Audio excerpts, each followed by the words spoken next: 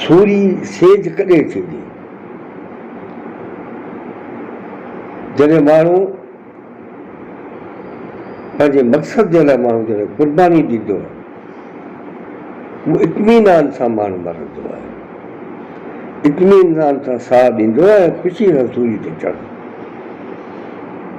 ऐं लतीफ़ साईं जे इन पस मंज़र में असीं सूर्य बादशाह साईं सबक़तुल्लाह शाह कॾहिं कॾहिं अहिड़ा माण्हू धरती ते पैदा थींदा। जॾहिं अंग्रेज़ साम्राज्य सां अटकी पियो त उनजो हिकिड़ो ई नारो हो वतन या कफ़न। पोइ उन्हनि छा कयो, उहो सूर्य बादशाह जे बयानी मां था पढ़ूं।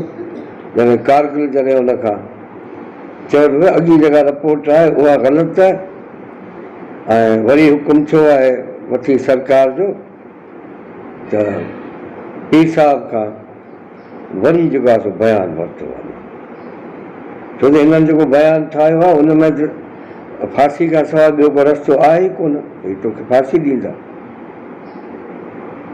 सूर्य बादशाह चयो त मूंखे ख़बर आहे त इहो ई फ़ैसिलो थींदो, ऐं जेका कल्ह जेका रिपोर्ट ॾिनी आहे अॼु उहा ई साॻी ॻाल्हि कनि त असां ॿ ॻाल्हियूं आहिनि कोन।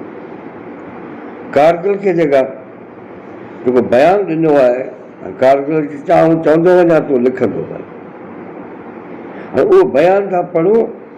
उन बयान खां पोइ असीं ॾिसूं त उहा जेका असांजी जेका वतन ऐं कफ़न वारी जेका तहरीक हुई किथे बीह रही आहे। उहा जेका आज़ादी जी जंग जेका आहे सूर्य विढ़ी विया हलिया ऐं फांसियुनि ते चढ़ी विया हलिया खिलंदे खिलंदे। सूर्य मथे सेण कहिड़े लेखे सनर आहे। सूर्य ते हुजनि ऐं माण्हू ख़ुशि हुजनि खिलंदा हुजनि त माना इहो इत्मीनान आहे। पाण फरमायूं त जीअं मूं होश संभालियो मूंखे साम्राज्य जी ग़ुलामी खां नफ़रत पई रही आहे। मूं अव्हांजा आफ़रीननामा हटाया, अव्हांजा लक़ब ऐं तोहफ़ा वठण खां इनकार कयो, अव्हां जूं ॾिनल तकलीफ़ूं बर्दाश्त कंदो अॻिते वधंदो रहियुसि। जीअं मुनासिब मौक़ो हथ आयो मूं गादी जमात खे ज़िंदा कयो, हुननि खे एक नेक ऐं सरफरोश बनायो। एक नेक ऐं सरफरोश इहो आहे बुनियादु हिकिड़े इनकलाबी जो। एक माना हिकु हुजनि मुतहद हुजनि, ॿियो नेक हुजनि ऐं ॿियो सरफरोश, हर वक़्तु सिर ॾियण जे लाइ तयारु। मूं को मख़फ़ी प्रोग्राम न ठाहियो, न ई पंहिंजे मख़फ़ी मुराद रखी वियमि। असांजी मंज़िल मक़सूद वतन जी आज़ादी हो ऐं रहंदो, चाहे असां ज़िंदा रहूं या न रहूं, पर असांजी जमात पंहिंजो वतन आज़ादु कराईंदी ऐं ज़रूरु कराईंदी। इहो असांजो हक़ु आहे ऐं असां पंहिंजो हक़ु ज़रूरु हासिलु कंदासीं। अॻिते लिखायूं कारगिल खे त असांखे पंहिंजो हक़ु पंहिंजी ताक़त सां वठण जो इरादो आहे ऐं रहंदो। असां कंहिं बि ग़ैर मुल्की ताक़त जो सहारो न ॻोल्हियो आहे, न कॾहिं ॻोल्हींदासीं। छाकाणि त तारीख़ जो वरक़ शाहिद आहे त जेका बि क़ौम हिकिड़े खां आज़ादी हासिलु करण ख़ातिर ॿियनि जो सहारो ॻोल्हे थी, सा वरी ज़रूरु नई ग़ुलामी में फासी थी।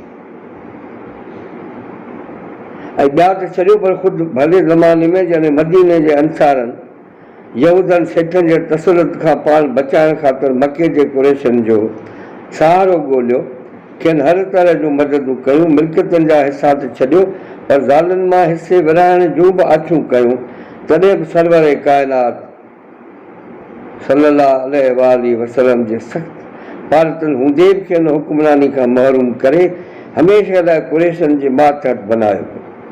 तंहिं करे असीं त क़दीम सिंधी पा खे बर त ॿाहां बर जाई क़ाइल आहियूं, पर अञा असां इहो हक़ु हासिलु करण लाइ को बि अमली क़दम न खयो हो त अव्हां असां ते अॻुवाटी निहायत वहशाना अंदाज़ में ज़ुल्म करणु शुरू करे ॾिना। अव्हां बेकसनि जा घर ऐं ॻोठ जलाया, ढोर मारिया, ज़मीनूं खसियूं, ॿार ॿुढा नौजवान कुठा औरतुनि सां वहशाना हालतूं कयूं ऐं अवाम जूं ख़्वाह असांजूं मिल्कियतूं लुटियूं, असांजा बंगला ऐं कोट भॻा। इहो सभु कुझु सहंदे बि असीं पंहिंजे बुनियादी इंसानी हक़ तां दस्तबरदार हरगिज़ न थींदासीं वतन या कफ़न। इहो 1942 में जेको आहे सो पीर साहब पागार इहो नारो ॾिनो, इहो प्रोग्राम ॾिनो जेको अञा ताईं बक़ाया आहे। सा प्रोग्राम रहंदो चाहे उहो कॾहिं बि कामयाबु थिए। जे क़याम मिड़नि तपण ओॾा सुपिरी। मुबारक हुजे पीर साहब, अॼु तव्हांखे कारगिल चयो। मुबारक हुजे पीर साहब, अॼु तव्हां ख़िलाफ़ साज़िशूं कंदड़ असांजो हिकु गब्बर CID दिल्ली खां फैलो मुंहुं खणी वापसि आयो आहे ऐं चवे थो त वायसराय साफ़ साफ़ लिखियो आहे त पीर साहब खे फांसी हरगिज़ न ॾिनी वञे। पोइ उन में कहिड़ी मुबारक चइबी? पीर साहब खिली चयो, असांजो ईमान आहे त ज़िंदगी जो हिकु वक़्तु मुक़ररु आहे ऐं उहा उन वक़्त खां अॻु हरगिज़ ख़तमु थी नथी सघे ऐं न की उन वक़्त खां पोइ वधी सघे थी।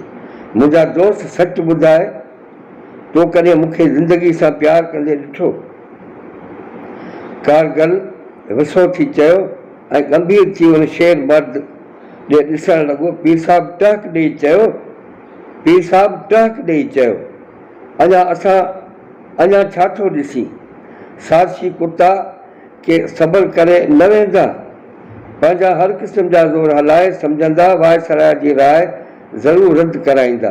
पोइ उन महिल मुंहिंजो चहिरो ॾिसजि न, सूर्य मथे सेण, सूर्य मथे सेण कहिड़े लिखे सनरा। ऐं पोइ आख़िरकार ईअं ई थियो जीअं पीर साहब थे सम्झो।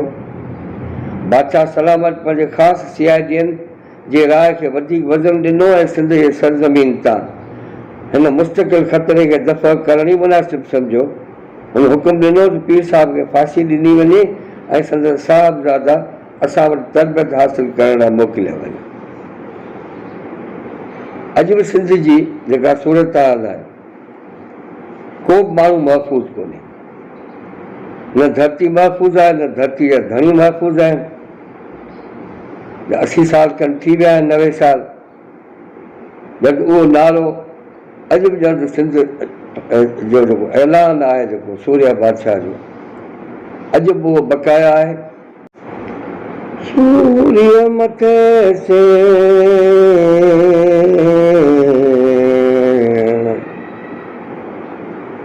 सूर्य मथे से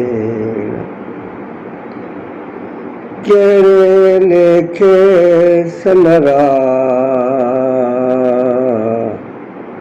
सूर्य मथे से कहिड़े लेखे सनरा,